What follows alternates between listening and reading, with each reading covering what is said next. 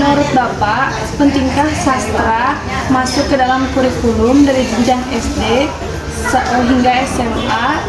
Mengapa demikian? Sangat penting karena memberikan nilai edukasi bagi murid ya. Kalau sekarang kan istilahnya murid bukan peserta didik, bukan siswa, bagi semua murid, karena di dalamnya ada nilai edukasi dan ada histori yang memberikan gambaran positif, memberikan nilai manfaat bagi murid, baik itu di SD, SMP, SMA maupun di perguruan tinggi ya. Lanjut ke pertanyaan kedua ya Bapak, bagaimana posisi pembelajaran sastra dalam kurikulum satuan pendidikan yang saat ini diterapkan di sekolah? Posisinya sangat ya, jadi salah satu yang menjadi skala prioritas mengenai sastra karena cakupannya kan ruang lingkupnya ada di bahasa ya, bahasa dan sastra Indonesia, jadi memang menjadi skala prioritas karena itu tadi ruang lingkupnya berkaitan dengan ataupun ada relevansi dengan keterampilan berbahasa, prioritas sebetulnya sastra. Apakah pengajaran sastra sebagai teks tersendiri terintegrasi dalam keterampilan berbahasa atau hanya sebagai materi pengayaan Bapak? Pak, sangat erat kaitannya dengan keterampilan berbahasa, menyimak, menulis, mendengar, gitu ya, berbicara, kan itu sangat erat kaitannya sastra. Tidak bisa dipisahkan. Mungkin bagai sayur tanpa garam pasti ada yang kurang. Berapa jam per minggu Bapak alokasi untuk Mengikuti jam pelajaran bahasa Indonesia saja, satu minggu itu ya 6 jam pelajaran. Pelajaran. Apakah ada buku khusus teks tentang sastra atau hanya bagian dari buku bahasa Indonesia? Terintegrasi dengan bahasa Indonesia.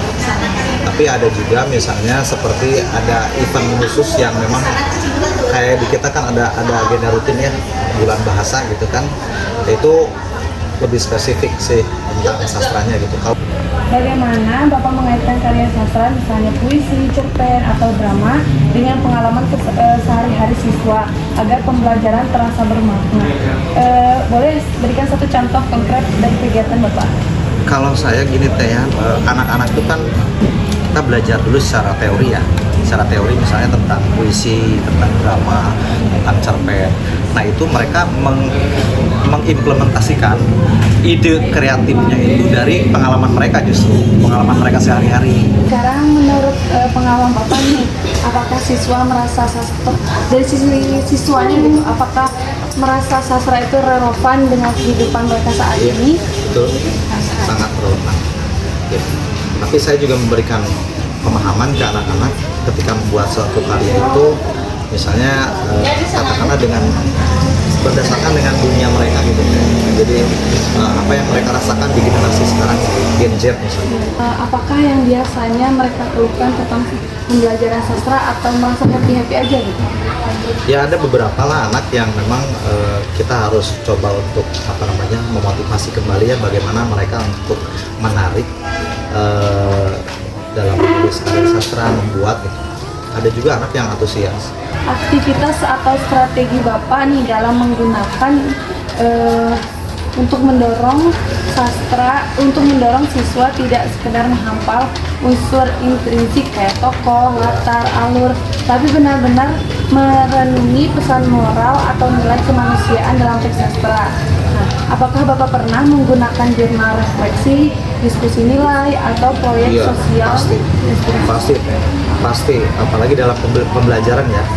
Dalam pembelajaran pastilah tugas guru itu kan bukan hanya mengajar saja atau peneliti, tapi juga harus membuat perencanaan ya, evaluasi juga kan, refleksi di akhir tuh harus, apalagi kaitan dengan deep learning itu harus ada refleksi itu.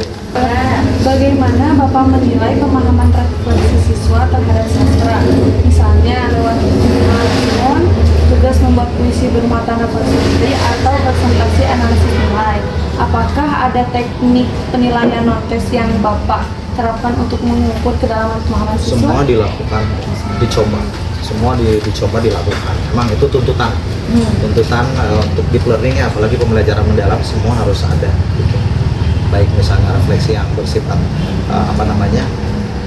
tulisan, ataupun kita coba untuk interview anak-anak bagaimana sejauh mana mereka memberikan respon terhadap materi yang sudah disampaikan itu semua dilakukan gitu. Apalagi di deep learning ya, di pembelajaran mendalam. Pak, metode atau media apa yang paling membuat siswa antusias saat belajar sastra di kelas?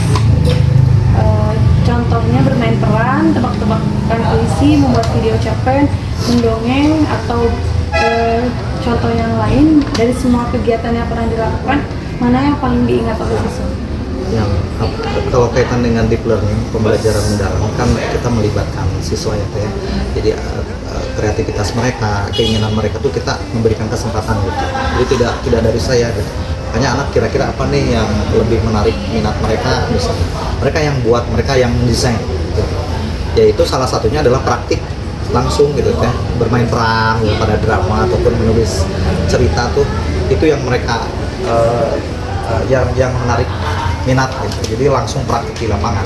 Lanjut, apa tantangan terbesar Bapak dalam menghadapi atau menciptakan pembelajaran sastra yang menyenangkan di jenjang yang Bapak ajar? Tantangannya dia harus secara kontinu ke anak-anak ya. Kadang-kadang anak kan hari ini ya misalnya kurang paham, tapi kan harus secara kontinu untuk bisa membuat anak tuh tergerak untuk sastra ya. Kadang-kadang anak kan di pelajaran bahasa Indonesia kan mindsetnya kita rubah dulu ya. Paradigma mereka bahwa hafalan gitu kan kurang minat, kurang greget gitu. Tapi saya coba untuk merubah mindset mereka dulu bahwa belajar sastra menyenangkan. Andaikan Bapak bebas menentukan kurikulum sastra yang ideal untuk jenjang yang saat ini Bapak ajar, seperti apakah bentuknya? Apakah menambahkan jenis sastra, mengurangi atau mengatasi isi dengan jenis sastra tertentu? Menambahkan sih ya, karena kan kalau ya masuk ke dalam bahasa Indonesia tapi kan terbatas ya. Tidak hanya kita belajar sastra ya, di bahasa Indonesia juga kan kalau memang nanti kurikulumnya memberikan kesempatan kita untuk memberikan jam tambahan sastra, saya sangat setuju. Apa pesan Bapak untuk calon guru atau kami bahasa Indonesia tentang masa depan pembelajaran sastra di sekolah? Apa satu hal yang paling mendesak untuk diubah dari pembelajaran sastra saat ini? Tidak ada kata berhenti untuk belajar, karena kita juga sebagai guru bukan berarti kita sudah bisa, sudah mampu. Tetap saya juga sebagai guru kan tetap kita harus prepare ya, harus persiapan, membuat rencana pembelajaran dan terus belajar gitu. Sekalipun katakanlah saya usia sudah misalnya udah kepala 4 ya, udah 4, tapi ada fighting spirit gitu, ada semangat juang untuk mencerdaskan kehidupan bangsa. Juga kita harus tetap belajar. Lagi kemarin kan beberapa bulan kebelakang kan belajar di learning juga, saya ikut pelatihan, jadi di situ tergugah kembali, termotivasi kembali bahwa tidak ada kata terlambat untuk belajar. Apalagi fresh graduate nih, teteh-teteh mahasiswi ya, jangan sampai tidak punya semangat belajar. Calon guru juga harus memberikan contoh yang baik dari perilaku, sikap, attitude juga itu sangat penting. Baru kita mau belajar tentang materi tentang sastra gitu. Terima kasih. Wassalamualaikum warahmatullahi wabarakatuh.